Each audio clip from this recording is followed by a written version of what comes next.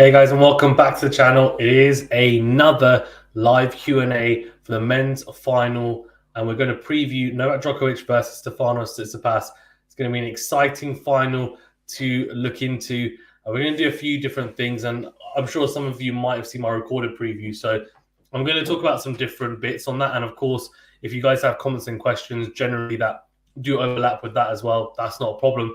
The whole point of this is to get your guys' view on it. I'm interested to know your thoughts, and the early poll is saying 60% of you are going for Djokovic to win. Not surprising, I guess, but actually a little bit surprising that 40% of you are going for Tsitsipas, because I had a feeling that it would be very, very difficult, if I'm being honest with you. So yeah, Dutchy saying hi. Hi, Dutchy, how you doing? Thanks for tuning in. Really do appreciate it. Okay, wow. Dutchy says, hi, I'm thinking Steph. That's very interesting. Very interesting. Okay. Let me know your thoughts. Why are you thinking Steph? I guess is the real question, because for me, I would imagine most people are picking Djokovic, given that he's never lost a Grand Slam semi-final or final at the Australian Open, of course. So he's got 100% record in semis and finals at this tournament. But I guess records are there to be broken, and maybe could Tsitsipas be the one to do it? I always thought if he were to win a Grand Slam, his first one would be Roland Garros, but he has had fantastic results at the Australian Open and tends to really feel comfortable and at home on these courts at the Australian Open. And I guess the Greek contingent as well in Australia does make a difference. What I've got, so I've got the matches and route to the final, so I want to go through those very briefly. And then what I want to do is there's some interesting insights from is Tennis Viz, who did all the stats for the ATP finals and also do stats for the ATP. And they've come up with some really intriguing, I guess, more detailed and nuanced stats that I want to go into and get your guys' thoughts on. Dutchy says, I'm thinking it's Steph's time and he seemed to play good last match. That's true. That's true. He did, to be honest. He did play pretty well. I think the good thing for Steph is that he probably peaked against Khachanov, which is a good thing. You want to peak right towards the end of the tournament. You don't want to peak early and then you're prone to potentially losing early on. So that was a real positive, I think, for Steph, no doubt. In terms of the route to the final, then should we quickly go through that as people start filtering in, and then we can go through. I'm sure there'll be a lot of questions and queries firing in as always. So let's talk about Stefanos Tsitsipas' run. So you can see here, beat Hallis in straight sets, Hijikata in straights, Grykspor. The real test was Sinner in 5 sets, was 2 sets to love up. You can see the 2-set lead. Won the 5th set though, so a little tick box exercise, you could say, given that not ideal that he surrendered the 2-set lead, but a positive that he recovered in that 5th set. Lehechka won in straight sets, and then the one that Dutchy's talking about is that win over Khachanov. Despite dropping a set, he had match points in that tiebreaker in the 3rd set. He didn't convert, but what he did really well in that 4th set was keep his composure, and generally his level was probably the highest of the Australian Open so far, if we're talking about specifically Stefanos Tsitsipas. Joe Gann says, hey Dutchy. Hey Joe, how you doing? Great to have you guys on. As always, fire in any questions, queries you have on it. We're going to do a quick rundown of their routes to the final, and I've got some interesting stats that maybe you guys might find intriguing, and I'll bring them up on screen. And then really, the last few Q&As, we've just had loads of questions and quite a few people in the chat, which has been cool. And people firing away with all their queries and questions and comments on it. So it would be great to hear everyone's thoughts as usual. So in terms of Novak Djokovic's run, it's been pretty straightforward. Only the 1 set dropped, which is really, really good. Very, very impressive. And I guess the biggest thing for Djokovic is the fact that he has managed to come through without causing additional damage to that hamstring. So he beat Cobes by adding straight sets, a 4 against Quad, Dimitrov straight sets, Dimona the same, Rublev the same, and Tommy Paul, again, like a similar story. So he's been pretty good. Despite the hamstring, I don't think it's going to be I don't necessarily think it's going to be an issue in the final. Unless it goes to maybe 5 sets, I can't see it rearing its head, honestly. But we'll see. It seems, despite him feeling it a little bit against Tommy Paul, that they found the required treatment, at least in the short term, for him to be able to manage it anyway. And Barb says, hi, Fazan, Dutchy, and Joe. Hi, Barb, how you doing? Joe says, I'm pulling for Steph only because I don't want Novak to tie Rafa. Okay. Joe's a big Rafa fan, I'm assuming. Barb, yeah. Hi, Barb. Everyone loves Barb. And don't blame you guys. Okay, so in terms of the stats I want to talk about then, because this is, well, these are the stats that I think are really interesting. And I wanted to share them with you guys because I thought it's something a little bit different. And I don't know if you guys have checked out Tennis Insights on Instagram. I really recommend checking them out because they're really good. They have some interesting stats that I don't see anywhere else. And I think it's really intriguing and also something different for people to get their teeth stuck into. So let me just bring it up because I've got it here. So it looks a little bit like this. And the graphics, are improving. They're not as good as maybe they could be, but they're getting there. They're getting there. So you can see here Novak Djokovic on the left-hand side is in red. He's, bear in mind, it's color-coded, so he's in red. He's a solid base starter is his play style, according to this. And then in terms of Stefanos Tsitsipas, well, he is a big server, all-court player. He's in blue.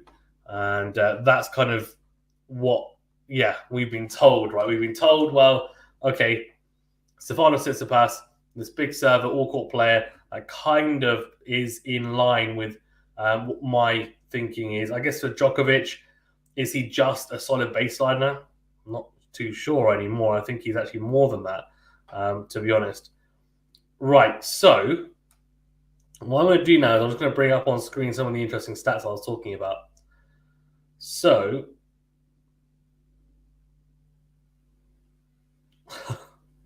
okay, let me bring them up here. So these are some interesting stats from some of their previous meetings. Now, of course, Djokovic leads the head-to-head 10-2. So this is highlighting a couple of the matches they played.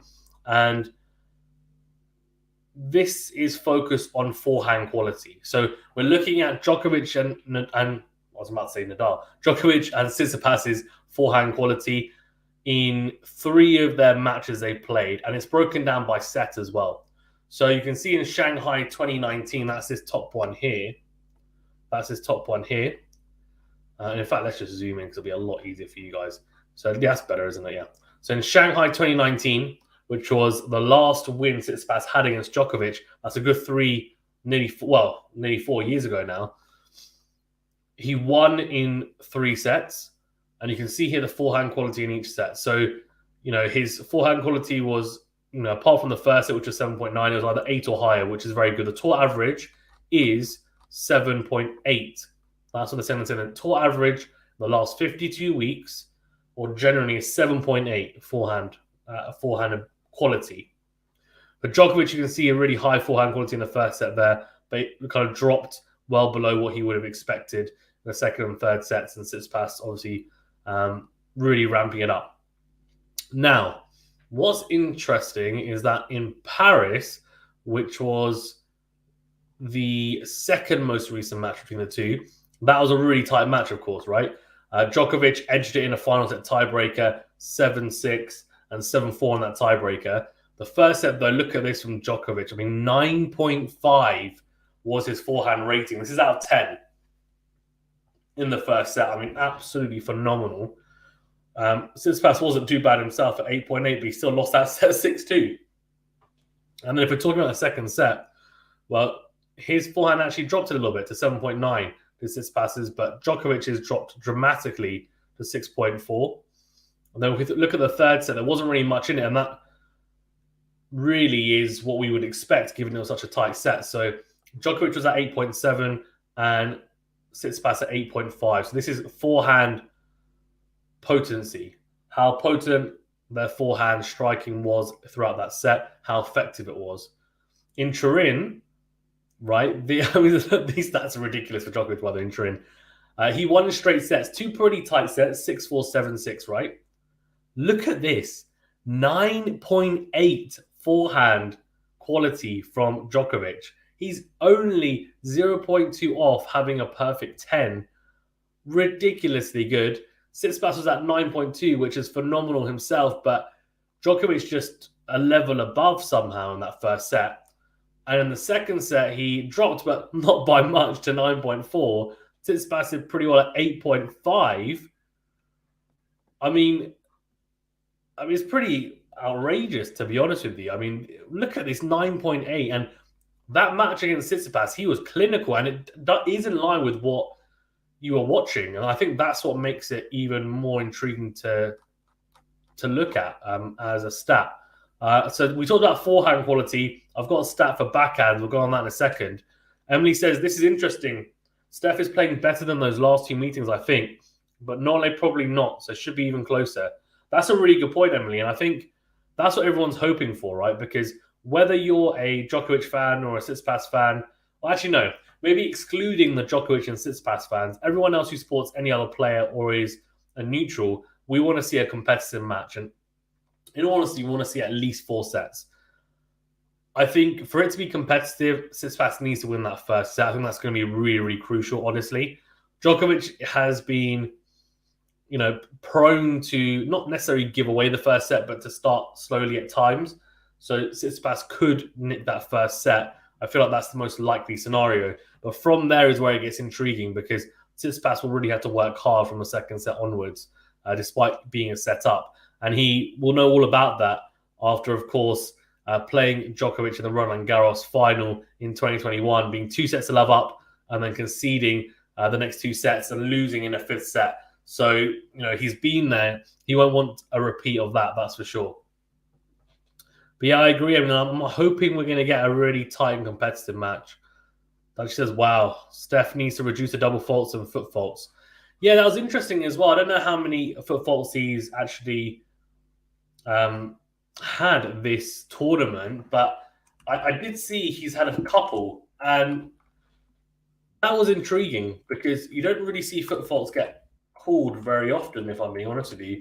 It's either missed at times, or you just don't really look out for it because most players are not jumping over the line in that way. But in terms of talking about ace counts and serve, Tsitsipas is on 69 aces so far. He's at 3rd ranked in terms of the ace count for the ATP side. That's during this tournament, of course. And Djokovic is 59, so 10 less. But what I want to look at is not the ace count necessarily, but we're talking about double fault. So actually, let's look at that first because someone mentioned that. So 22 double faults for Steph. 6 matches. So that's an average of, nearly 4 per match.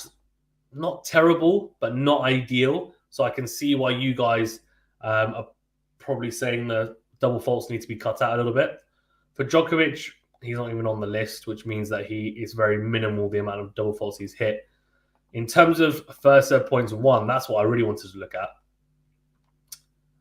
Because surely these guys are on the list, but they're not. This is intriguing. Very intriguing. Although this is first serve points in. Oh god, I was going to be like, what? That makes absolutely 0 sense. Okay, so Tsitsipas isn't on the list, which means he's below 78%, which I can see that. Djokovic, though, is at 79%. I mean, that's similar to what we were talking about yesterday with Rybakina at 80%. Obviously, she ended up losing, so maybe not a good example, but she was very dominant up until the final on serve. Djokovic has done a similar thing, and he doesn't have, I would say, does he have the ace ability that Rybakina has? Maybe he doesn't hit as many aces, but hits probably the same amount of aces and unreturnables in total, correct? I would say so. His serve has become that good. Katie says, hi, Fazan, lurking and listening. No problem at all. Thanks for tuning in. Really appreciate it. Okay, then if we talk about second serve points, well, I think this is where Steph flourishes, if I'm not mistaken. Yeah, he's at 58% second serve points won, which is actually pretty impressive, to be honest with you. Djokovic not on that list, so he's edging the second serve points won stats. Djokovic the first serve points won. If I'm being honest with you, though, Steph needs to make a lot of first serves, and he needs to be backing it up nicely. He has arguably a top 3 first serve and forehand combination. And when I mean top 3, I mean top 3 on tour. That's how good I think his serve and forehand combo is. Djokovic, though, is also now up there, given how he is playing a lot more aggressively behind the serve. He's looking to shorten points and looking to get on the front foot quicker than in the past. He's not looking to grind in every single point. He can do it when needed, but it's not something that he's looking to do consistently every single point.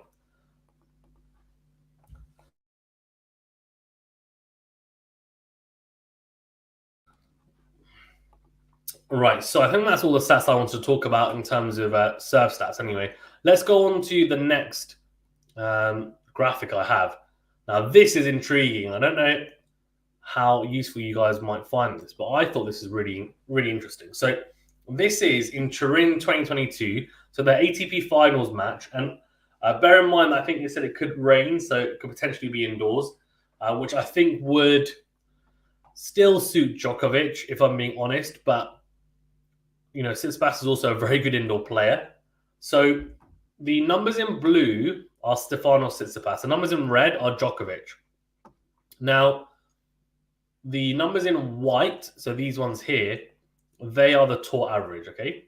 So you've got your tennis court here, your net there, and you've got 2 meters behind the baseline, which is this dotted line here, and this dotted line here. Now, what we're doing is, on the left-hand side, he got contact point. This is for Steph.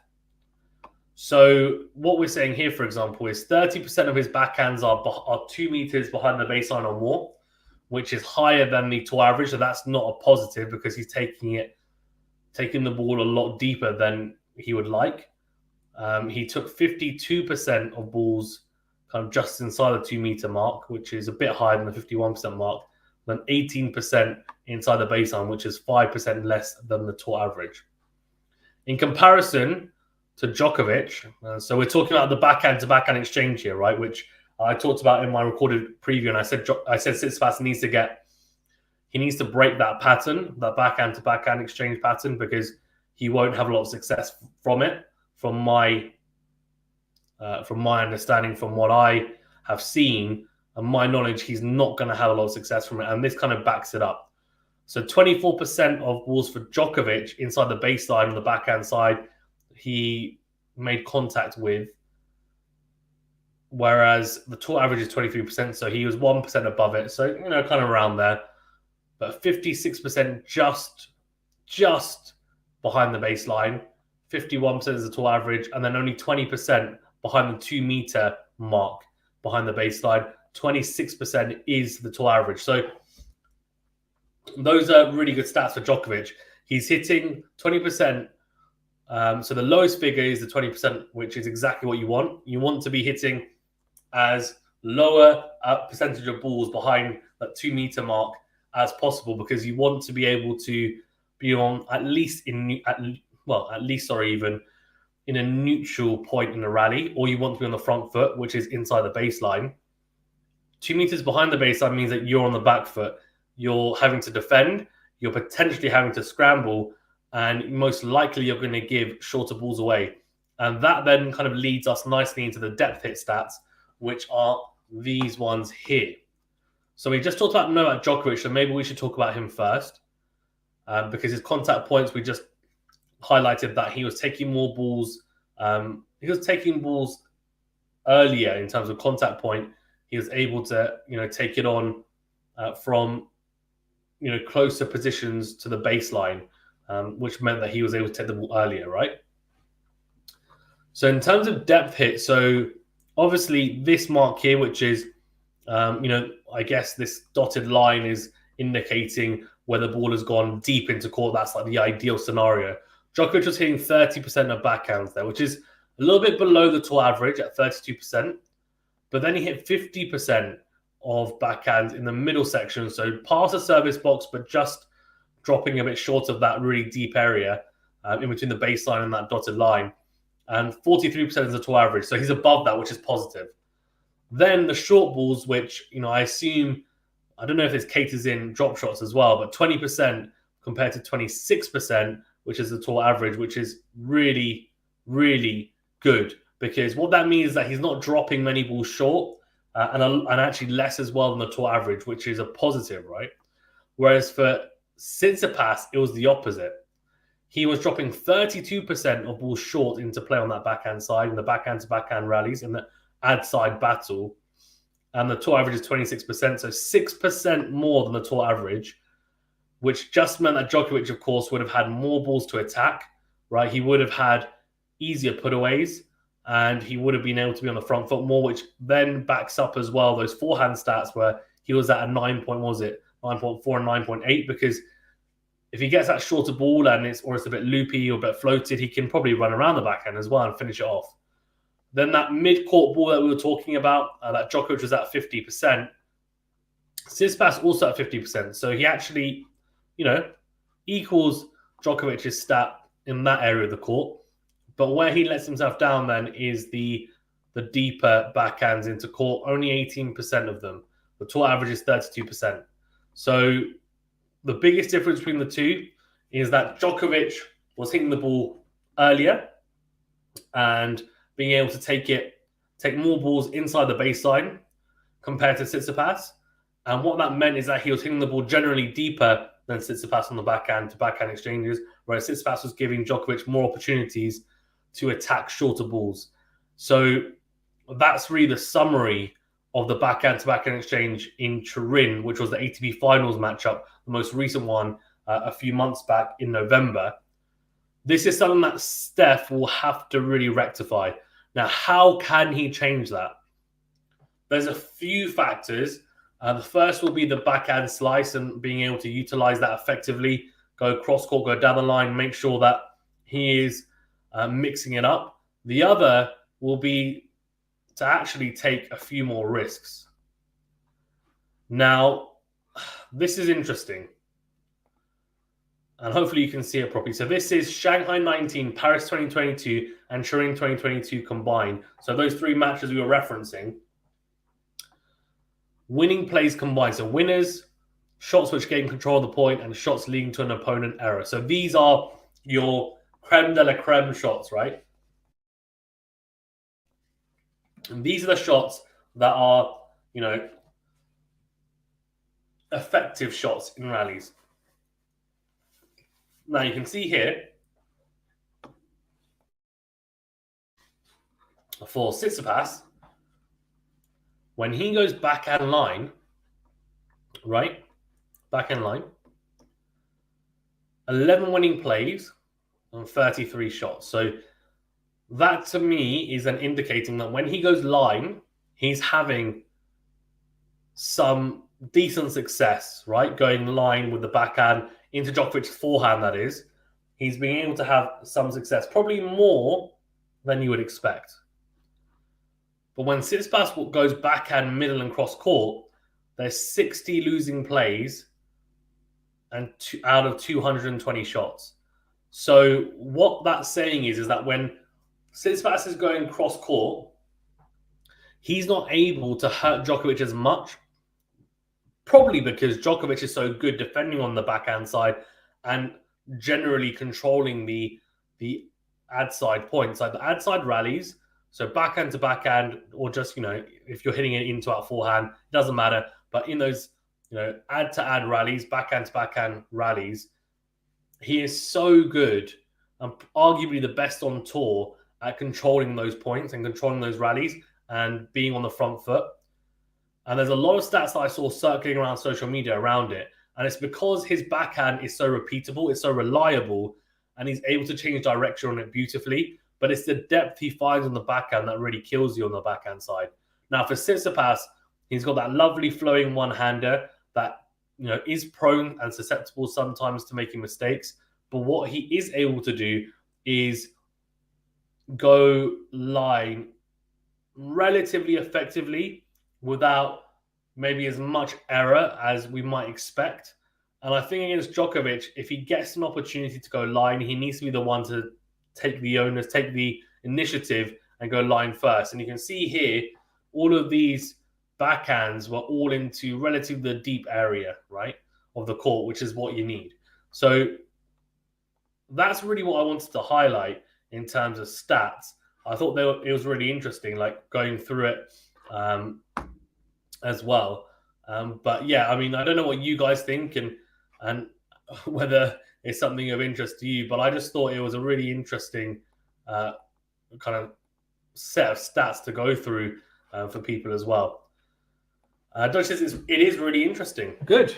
I'm glad. I mean, that's exactly what I wanted. I wanted something that hopefully you guys would find, that something useful, something that actually you could get your teeth stuck into. And the stats, talking of stats, 65% of you have gone for Djokovic in the poll on YouTube, 35% Tsitsipas. No surprises there whatsoever, is it? No surprises there at all. I'm actually intrigued as well. Katia says, this is quite a funny comment, actually. I love it. Katia says, totally interesting. I'm mesmerized. You're mesmerized? Why are you mesmerized? Oh, crazy. Absolutely crazy. Yeah, I don't know. I think it's like these insights are really good. And I guess with data analytics in tennis, we're getting more and more stats like these and more studies and kind of really in-depth stats on specific players and patterns of play as well. And it's also, the great thing about it is they're actually accessible to the public as well. So if anyone is interested in these types of stats, it's the Tennis Insights Instagram page on Instagram, and it's powered by Tennis Viz, which is an official data analytics company, or YouTube data analytics company, even. They have done quite a lot of stats for different tournaments. So it's a legitimate company. Guy says, I'm a Virgo and this is my bread and butter. I don't know much about star signs, but I'm assuming that's a positive thing. I mean, look, it's intriguing to say the least. Yeah. Okay. In terms of questions, does anyone have any questions or queries? You guys have been very polite and just listened to me throughout. Normally, I have people bombarding me with questions, and some of them are completely unrelated to the match that I'm talking about. And I guess that was more in the quarterfinal lives when people were there were a lot of matches to go through, and people were very eager to get their questions across. But yeah, that's the main reason of this, is to get your guys' views on it as well, and hopefully answer any questions you might have to the best of my ability. And hopefully I'll be able to answer them without sounding silly as well. That's the ideal scenario anyway. Okay, so in terms of how this match might play out, I did say the first set would be crucial. I do think it is crucial. I do. The more I think about it, the more I feel that, you know what, this is it's definitely something that needs to be addressed. Like, Tsitsipas has to come out aggressively. I think he has to take risks. I think he needs to come to the net and approach it as well. Obviously, not just rush it blindly and come in at the wrong moments. But if there's an opportunity to come to the net, he needs to hit a good enough approach shot and then try and make sure that he's coming in behind it intelligently. He's got good hands at the net, which will put him in good stead. But Djokovic is also a fantastic passer as well. So that will be a great battle. And he also needs to serve, as I said, really well, Tsitsipas. He needs to hit his spots, high first serve percentage in, and really keep down those unforced errors and double faults, as someone said earlier as well. That's really crucial. That means finding rhythm on the backhand, which might be hard to find if he's going to slice a fair amount as well. He wasn't always great at changing his grip from the drive backhand to the slice backhand. Natska9876 says, can you please add a link to these stats in your video description? I can try and put it in the live chat. One sec. Let me see if I can do that. I should be able to. Yeah, why not? Although you guys are being lazy making me do that. Aren't you? You guys are being lazy making me do that when you can just search the Instagram handle online, but it's fine. I'll do it because I'm a kind person. Yeah, I can search it. It's fine. It's not the easiest to navigate on laptop, to be honest, but yeah, I've got it here. Cool. So if I just go copy link, that should work, right? And then just chuck it in the live chat. So these are the stats from stream. Yeah, so follow them on Instagram. I mean, I don't get any commission or anything from them.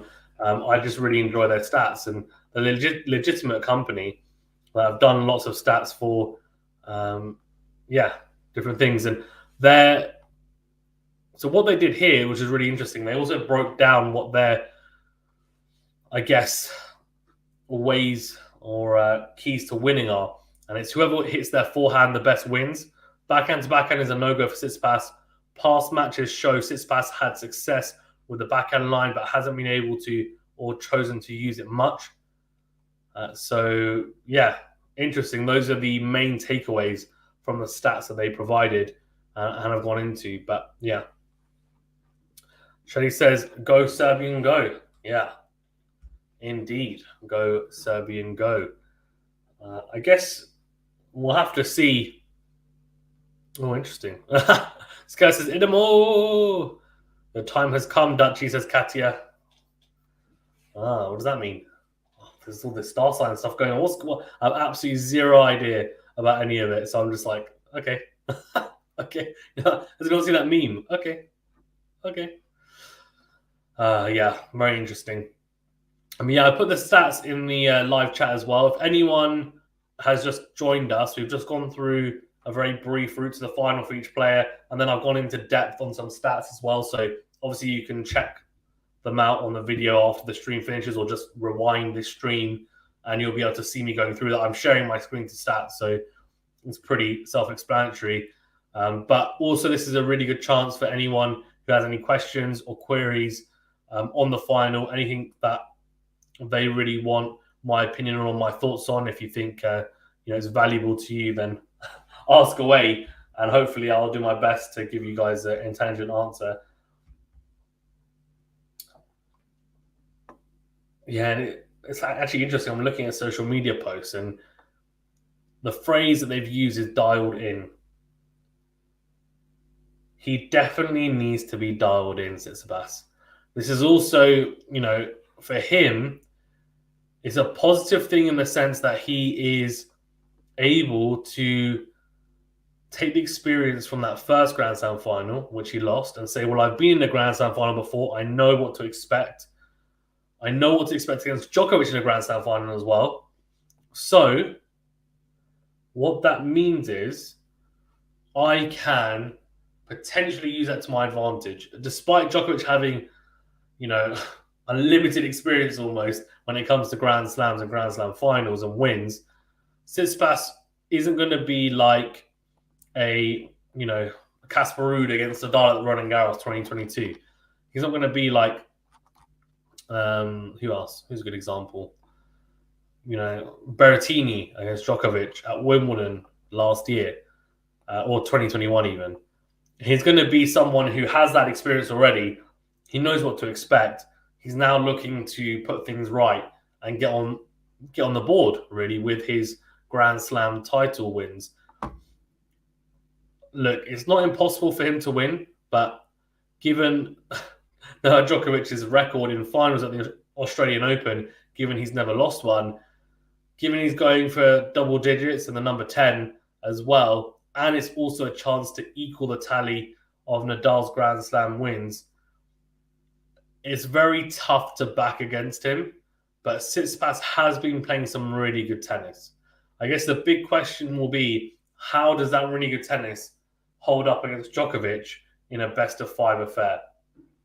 And that's the burning question.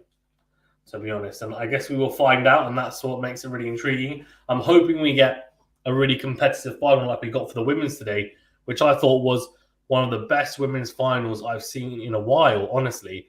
And it was really exciting to watch.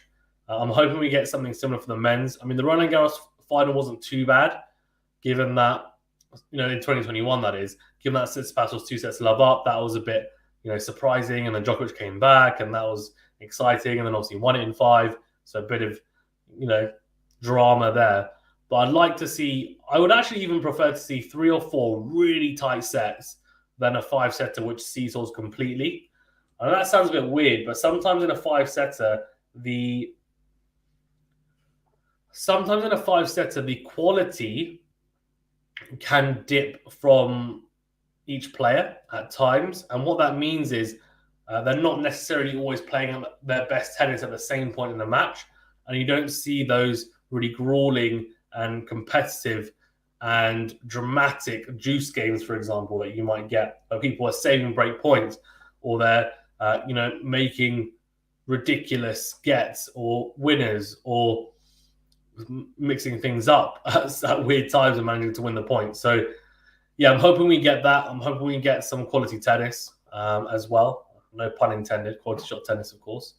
Guys, remember to hit that like button and do subscribe if you're new as well. Really is appreciated. Thanks for tuning in.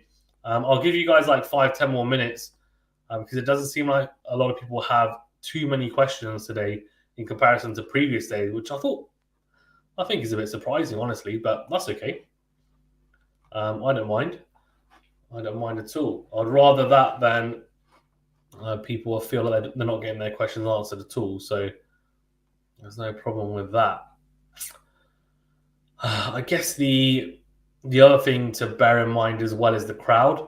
And with the crowd, I think Djokovic has a lot of supporters in the crowd, no doubt. Will that play a huge factor? I mean, Tsitsipas will also have his Greek contingent. There's a pretty large contingent of Greeks in Melbourne in the Australia, well, not in the Australian Open, but in Australia generally. Dutchy says, thank you for the stream. Enjoy the match. Thank you, Dutchy. Yeah, we will be doing, of course, as well, the final stream as well. I mean, I know there's a couple of other channels doing it, so pick the one that you want to stick with. I'll be doing the commentary for the final, but I know there's some other great channels out there as well. So obviously, pick your poison, or you can alternatively do what a couple of people I know do, which is jump onto every single stream possible, or a live, or a few different channels, and then I guess get involved in all different streams as well, which I have to say is a pretty impressive skill set to navigate your way through different channels and still keep up with the matches as well. So it's a skill, that's for sure. Watchwell says, what time does this match start? So it's exactly the same as the women's today. So it starts at 8:30 a.m. UK time, so British summer time, that is. Most likely it will start around 9 a.m. though, given how today I think it started at 8:45 or 8:50. So it will start a bit later than the 8:30 just because they normally have the national anthem for Australia. Then they have, what else do they have?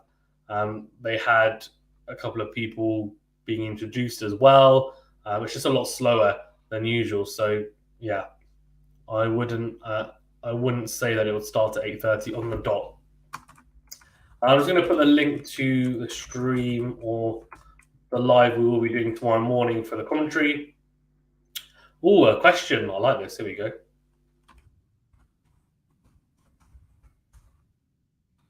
As well, remember to that like button and subscribe if you're new. I think most of you, or if not all of you, have done so. So I do appreciate it. It does make a difference. So it is really helpful. Thank you. Nacta says, do you think making things physical can benefit Steph, given Djokovic's questionable fitness? Maybe try to extend rallies. No. That's exactly what Dimitrov tried to do against Djokovic, and it was the wrong choice.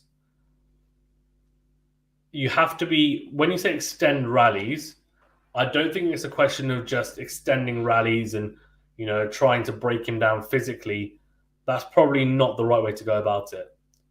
The right way to go about it is if he did have some sort of physical ailment, which I don't think he's showing currently at the moment, I think his hamstring will be fine. But say he's showing some signs that it's not as good as it was in prior matches, and he's struggling with a little bit of movement, then what Steph needs to do is use angles, drag him out, and then really get him to really test that hamstring of Djokovic's, get him sliding, get him stretching on serve returns, get him coming forward to drop shots as well and sliding, trying to dink those back into play. Just really, really test him when it comes to that. Rather than elongating the points, it's more about being more clever about how, in my opinion, it's about how effectively he then constructs those points and really puts Djokovic on the back foot to push him physically if he were to have a questionable fitness. But I don't think he does. I think he's fine. I personally think he'll be fine. Dutchy says 1:30 a.m. Mountain Time for the match. Very nice. Watchwell says, I've heard Tsitsipas has been getting pushed hard by his father in training. I'm sure he has been. I mean, look, this is a great opportunity, a second time for him to win a Grand Slam. He didn't take it the first time of asking. He's got another opportunity here. He's got to push, right? He has to.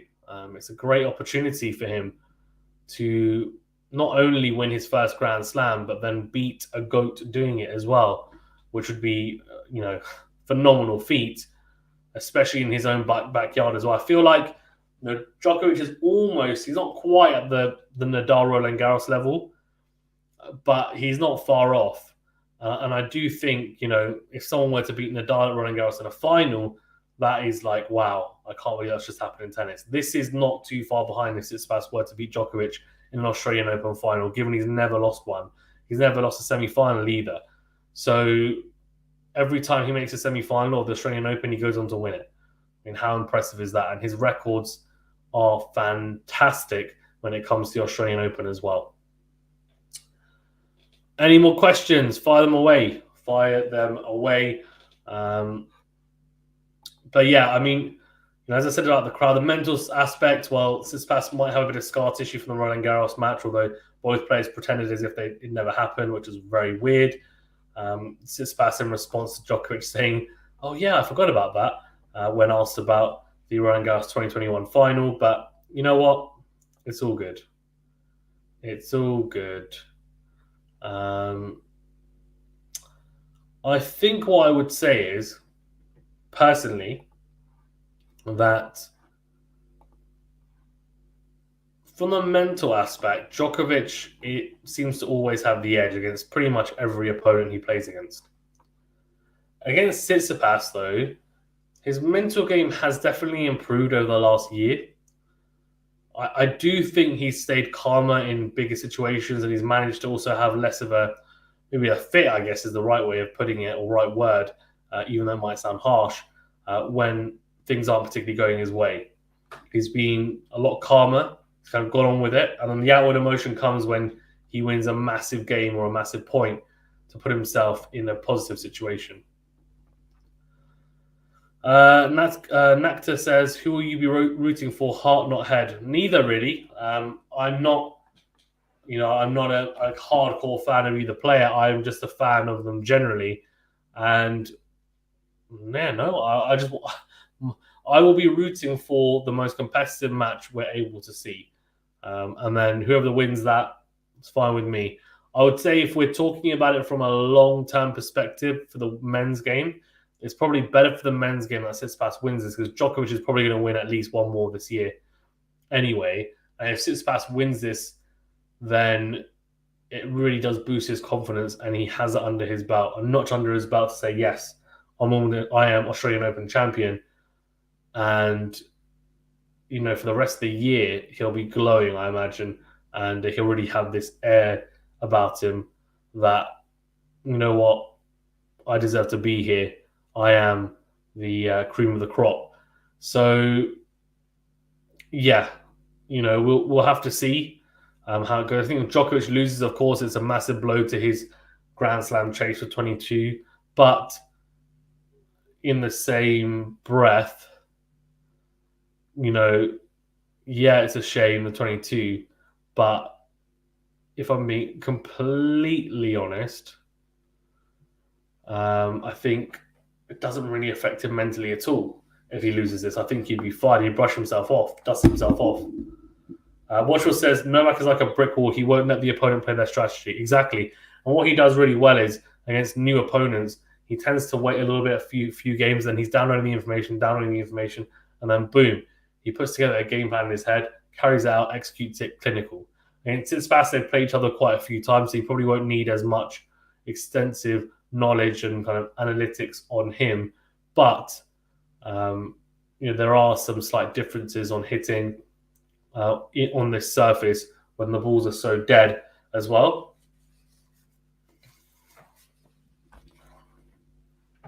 Joe says, I'll take care of Novak. Nice, I like it. We're going to give him a hug. You're going to give him a hug. Guys, remember to hit that like button and do subscribe if you're new. We've got over 50 people in the chat. Come on, fire your questions away. Let's go. Who's got questions? And while we're waiting for the questions, let's look at the poll. 65% of you have gone for Novak Djokovic, 35% Tsitsipas. All right. Okay. All right. Not bad.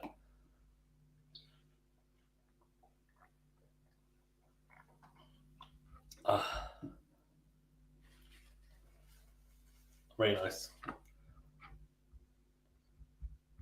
Very, very nice. Right, so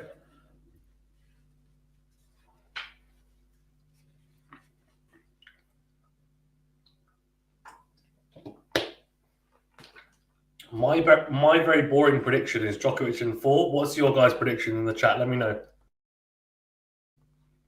Who do you have winning and in how many sets? That's what I want to know. Watchwell says, the next tennis open, the French Open. So the next Grand Slam will be Roland Garros. Yes, there are tournaments in between. They're not Grand Slam level tournaments, though. But what they are is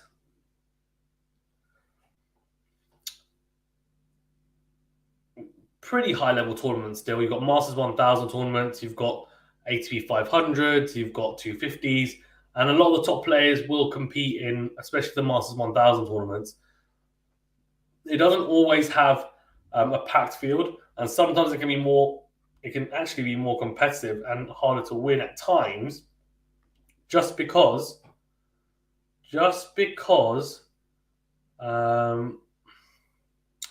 if I'm being honest, you can face tougher opposition earlier on, and in a best of 3, you've got less time to recover as well, whereas in a best of 5, there's an art to recovering for sure. So sometimes it can be harder, sometimes. I think the achievement of winning a Grand Slam, of course, is the best in terms of tournaments. And given that you have to do it over 2 weeks, consistency needed is unparamounted. Dutchy says 4 or 5 sets for Steph. Wow. How many more years do you think Nole has till he's 40 like Roger? What do you mean? Isn't that just... are you asking me how many more years he has until he turns 40? Or are you saying, like, how many more years does he have until he doesn't look particularly good?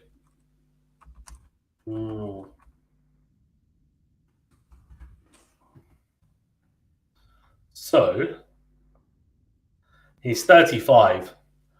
I mean, I think he'll play until... I think he'll easily play until 40. Honestly, he doesn't seem to have like really serious long-term injuries. They're more niggles that he gets at times. But yeah, I think he'll be fine. Till he runs out. I guess, yeah, till he runs out of steam. He could play until he's 42. I wouldn't be surprised, I would say. Kata says, just want a vicious and vivacious match winner takes all. Love it. Watchwell says Novak in 4 sets, but imagine the prices to get a ticket towards the final. They're going to have to make it a good show. I don't think they are necessarily... I don't think they necessarily care about that, if I'm being completely honest. I think they are probably just making sure that they're prepared in the best way possible. They don't... Yes, entertaining is important, but at the same time, you need to you need to get involved. You need to make sure that you put together your game plan, you implement it well, and you make sure you're winning. And that's the be all and end all, I'd assume, right? Nacta says,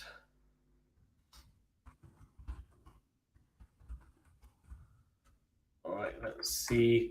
Nacta says, are you only doing these breakdown videos for Grand Slams? I'm new to your channel.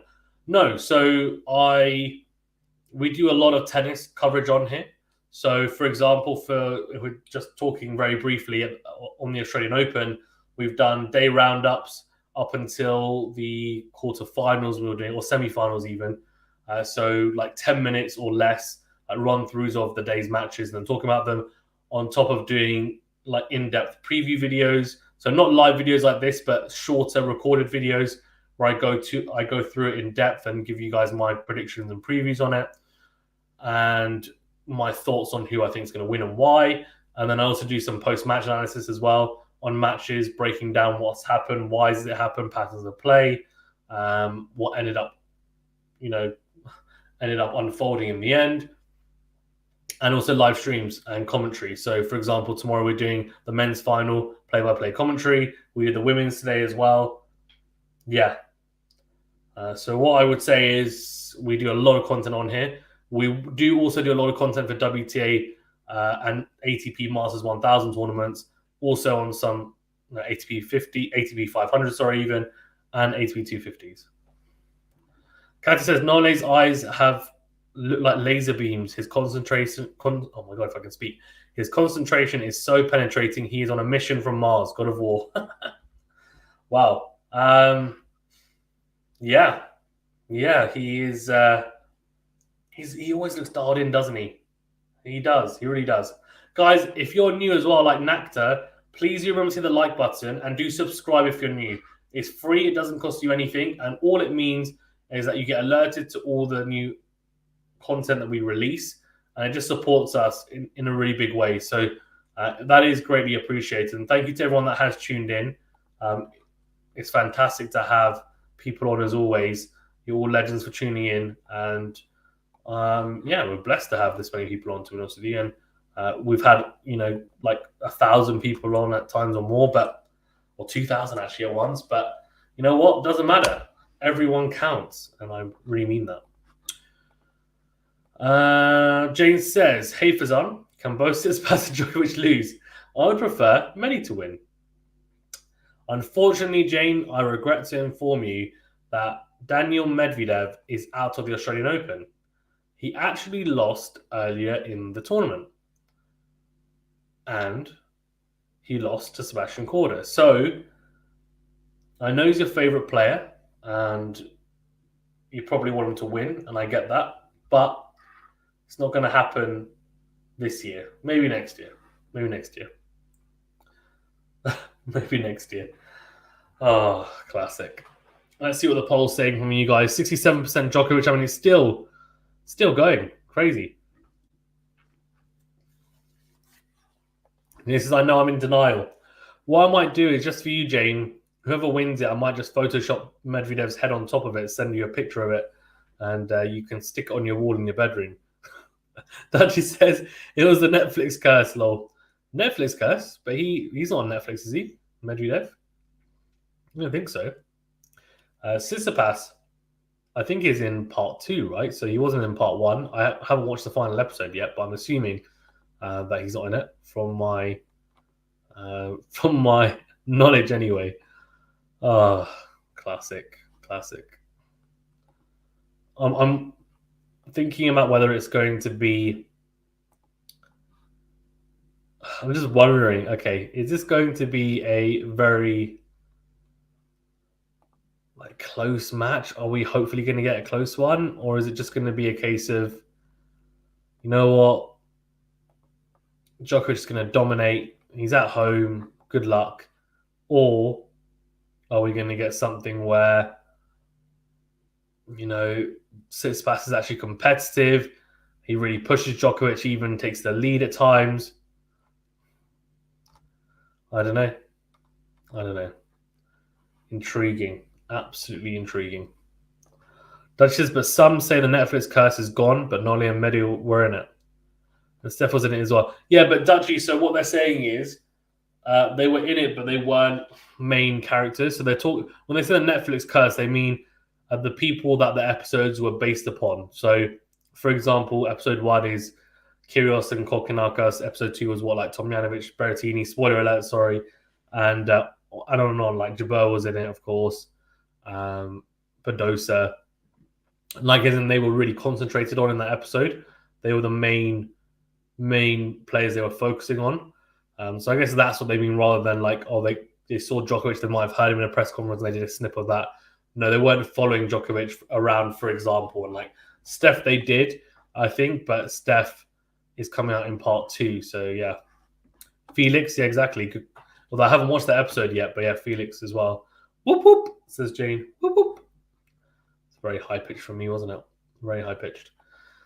Okay. Any more questions, or should we wrap it up and I can get my sleep on, or try to anyway. Try to get my sleep on. I'll do my best.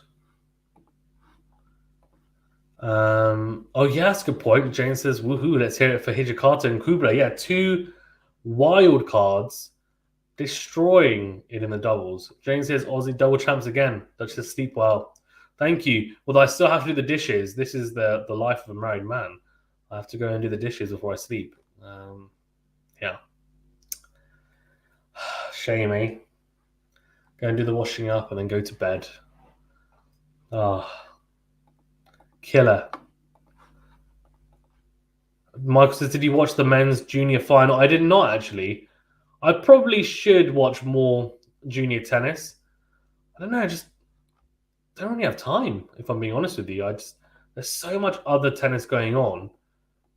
It's hard to keep track of it, to be honest with you. But why? What happened? Let me know. Jane says, see you for the men's match. Thanks, Fazan. Thank you, Jane. And yeah, see you then. We will be doing that, of course, and play-by-play commentary from start to finish.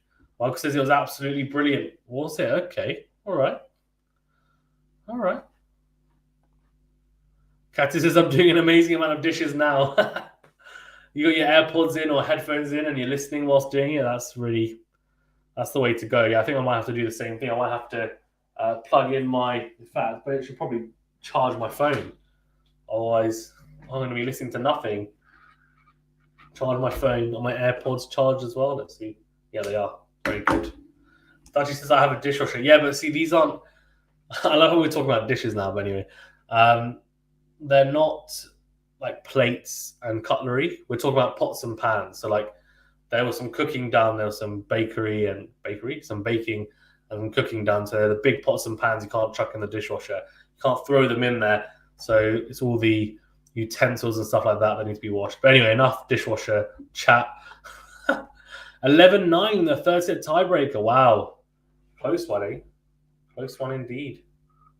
Absolutely love it. Yep. So only 9 hours until the final, the men's final. Oh, it's going to be really sad when the Australian Open ends, honestly. It's been a pretty good tournament. I know a lot of people have been relatively cynical about it. I'm not sure why, because I'm being honest with you, I've enjoyed it. Have you guys not enjoyed it? I think it's been good. It's been good to see some different players breaking through, in my opinion. I think that's been a positive. It would have been a lot... I think it would have been a lot more boring if we just had the same guys and same girls winning it all the time and dominating. If Swiatek and, say, Djokovic won it, I'd be like, okay. Mark says they have dishwashers in the UK. Yes, they do. The UK is pretty up to date with their technology. They've had it for quite a few years, Michael. Oh my gosh, love it. Absolutely love it. Of course. A machine that washes your dishes, yeah. A dishwasher. Can you believe it?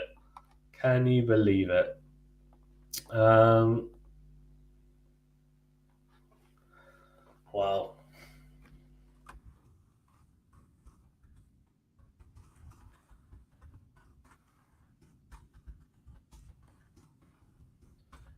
Okay.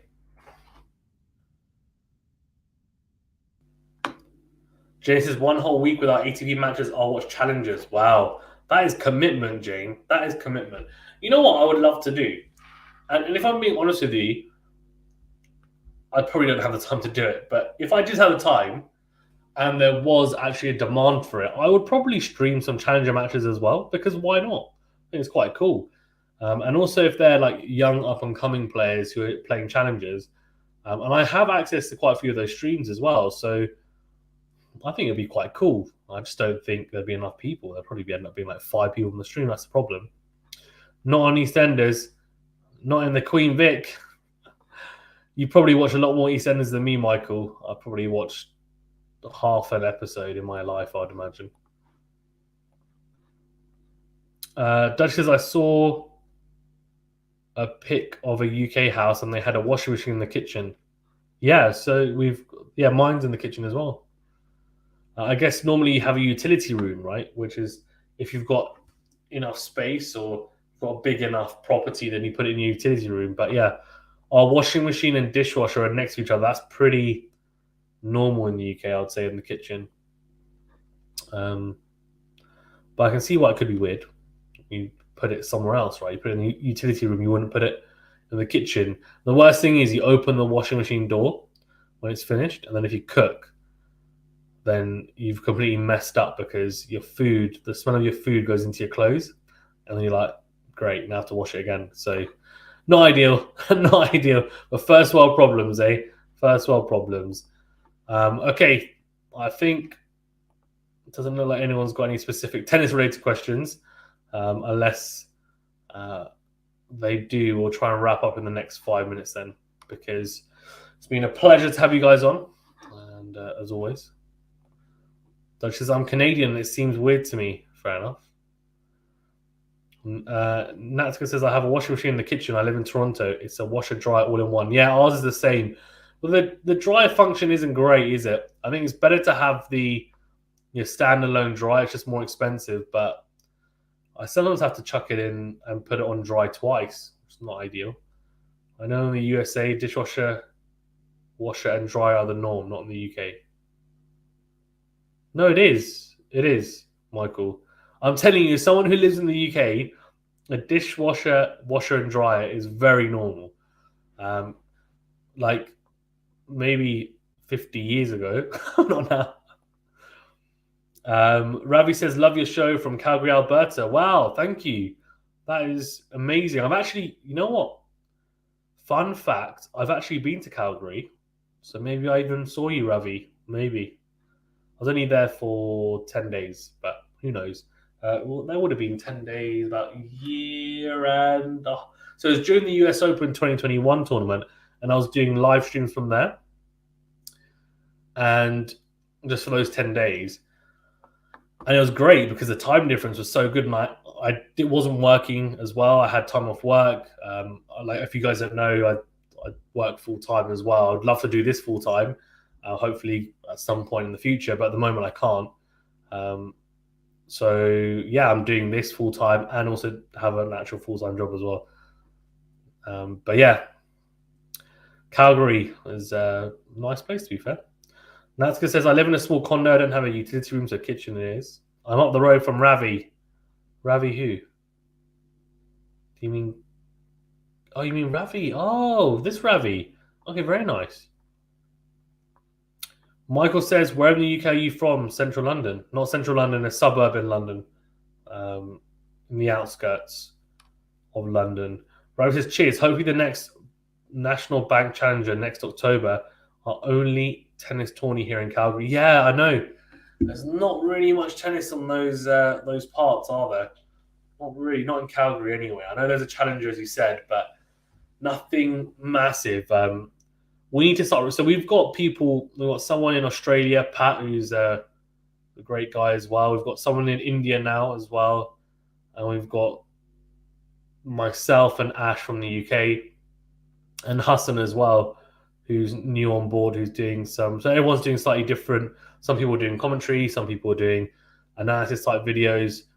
But it'd be nice to get someone from Africa, which I know sounds like, well, there's no Grand Slams in Africa, but I'd like to be really diverse and get some people that can also access a different market, so Africa, and also someone from either Canada or America or Mexico or Argentina or Brazil, like those countries, because it would be nice to have a variety of different like commentators or people doing analysis, because they'll give very different insights as well. So and as long as they are measured and well thought out, and well thought out videos, then I don't have an issue with it.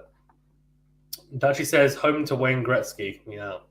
Mark says, are you Asian British? No, I am full 100% British. My heritage is English. I'm only joking. Yes, I am. I'm Asian British. Before everyone's like, what? Fazan must have tanned a lot. And what kind of name is Fazan for an English Brit? Someone who's lived here, born and bred. I'll never come out. But yeah, anyway. Yeah, I am Asian British. Yeah. Don't know. Next thing you know, the live chat goes down to 1. Can you imagine? Oh my gosh. That would be like, great. Fantastic. Oh man. Anyway, guys, remember that like button. Do subscribe if you're new as well. Does anyone have any questions on tennis or dishwashers or anything really random like that? Mark says, I was thinking that's a hell of a tan. To be fair, I have tanned a lot because I play a lot of sport in the summer. So when I was a bit younger, and I'm not going to show it on camera because the kind of more pale parts of my body are not to be shown on camera. But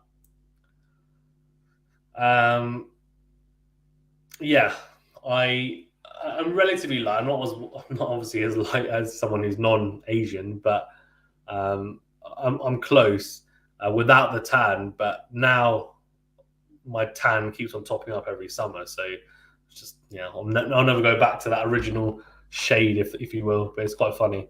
Do you agree that Birmingham has the best Indian food? I have been to Birmingham. I haven't had Indian food from there. So I'm originally from Pakistan, so I had some Pakistani food there. I have a lot of Pakistani food at home. So my mum cooks it a lot. Family does. My wife does. We cook like a variety of food, but Pakistani food is like one of them. Like you have it maybe once or twice a week, I would say. And there's also like, I think Ash mentioned it as well. You've got Ash as well, right? I mentioned that in Tooting, for example. I have it as well, yeah. Natska says, do you know which ATP tournament you're going to cover next? I haven't even thought about it, to be honest. I mean, if I'm being honest, we try and cover as much as possible. That's the real honest answer. If you're talking about ATP specifically, then I can have a look for you now at the calendar. So, okay, Australian Open. Okay, so Lyon starts 30th of Jan. I'd like to cover some of that. If I'm being honest, although that's the women's, isn't it? Yeah, it is the women's. So that's not what you asked because you're talking about ATP. I don't know. I mean, we'll definitely cover the Masters tournament. So we always do a preview and prediction video for all of the big tournaments. So Masters 1000 tournaments and a lot of the 500s, because I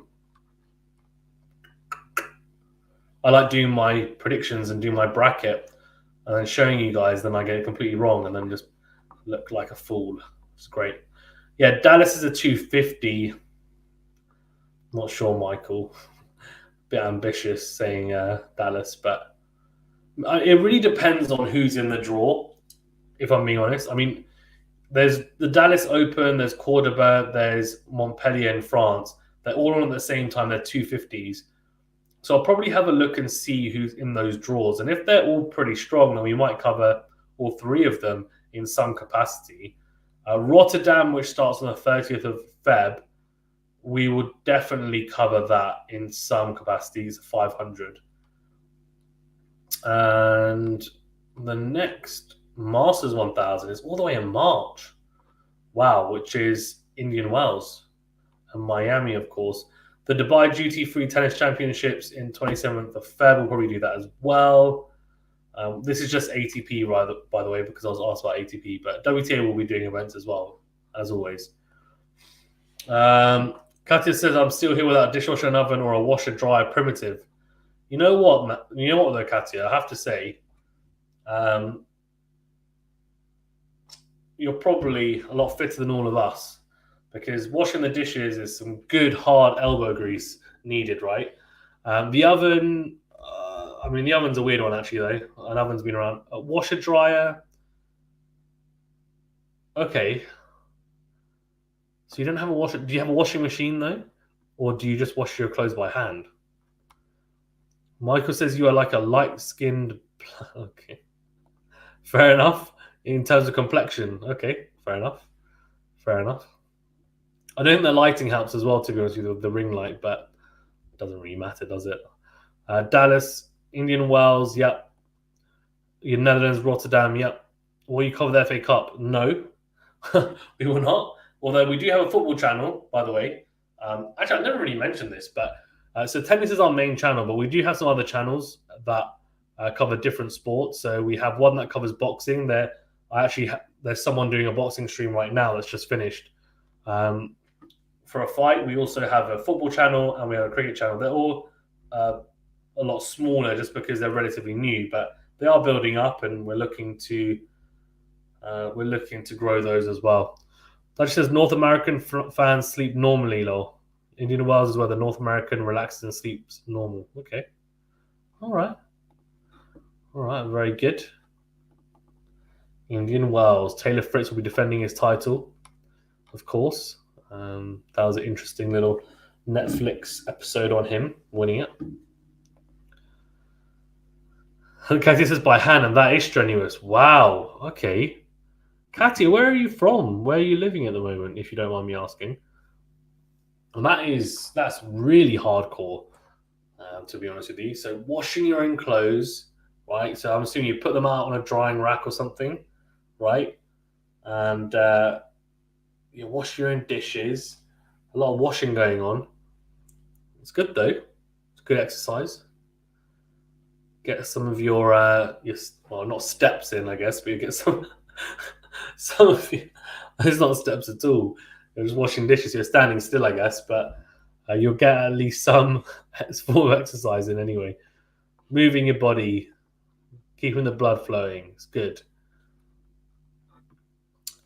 So we've gone from tennis to dishes to dishwashers to my background and my complexion to tournaments covered on the ATP, and now Katya talking about how she washes her own clothes. So yeah, we've gone full circle, I think. Crazy, absolutely crazy. Okay, guys, we do appreciate it. I'm going to wait a couple of minutes and then we will log off. Unless people start firing away questions, then we can carry on. Don't really mind. I'm not too fast. I don't have anywhere to be apart from the kitchen to wash dishes. So as you can imagine, I'm happy to prolong that for a little bit longer, although probably going to make it even harder. The later it gets, the more tired I get, and then the more sleepy I am doing the dishes, which is a very weird sensation, to be honest with you.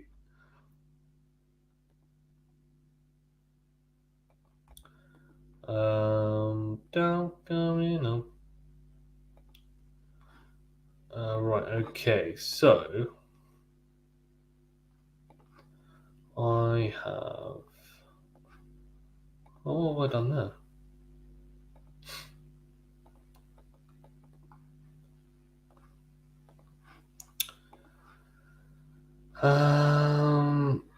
Katya says life has been crazy difficult for 13 years in Oregon. Wow. What do you... again, no obligation to answer this, but what do you do work-wise out of interest? Mark says, I think you're darker than Ben Shelton. No, definitely not. I'm definitely not.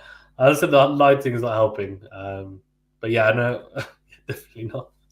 Anyway, Dutch says, bye, everybody. Take care. And Hang?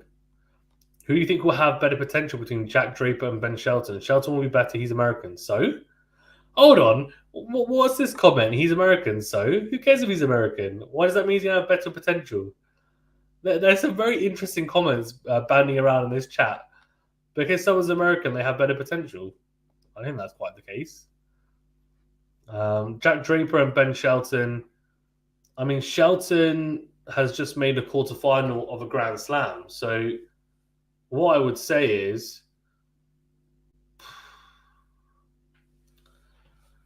I mean, Jack Draper got a really tough draw with Nadal in the first round, but let's see. Ask me at the end of the year, and I'll have a better idea, because both players will most likely play all 4 Grand Slams. And if that's the case, then it's going to be, we will get a good indicator of where they're at, especially not just in Grand Slams, but other tournaments as well. Dutchess, have a good night. Hagen.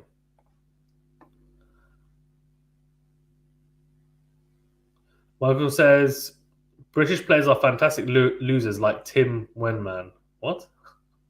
Well, Andy Murray won 3 Grand Slams. Yeah, that'll shut you up, Michael, innit? When's the last time an American won a Grand Slam, eh? You can be quiet. Ravi says, bye, guys. Finding an end to 1:30 a.m. MST. Starts to watch Novak. Hope Nole wins it. Okay, great. We'll see you then. And thanks for tuning in, Ravi. Appreciate it. Good to see some new faces in the chat, as always. That's what we like. We spread the love. And if you know anyone that likes tennis or you think would be interested in the channel, then do share the channel with them. It's always great to have new people on, as always.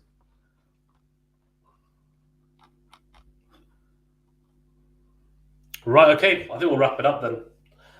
Thank you very much, guys. Really appreciate it. Stay safe and well. And we'll see you on the next video. We'll see you, well, on the next stream, which will be tomorrow for the men's final. So I'm looking forward to that. And hopefully see you guys then. Because I was born in Birmingham, UK. I grew up with Tim Wenman. That's fine.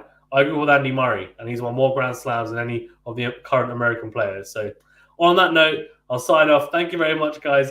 Stay safe and well. And God save the king, eh?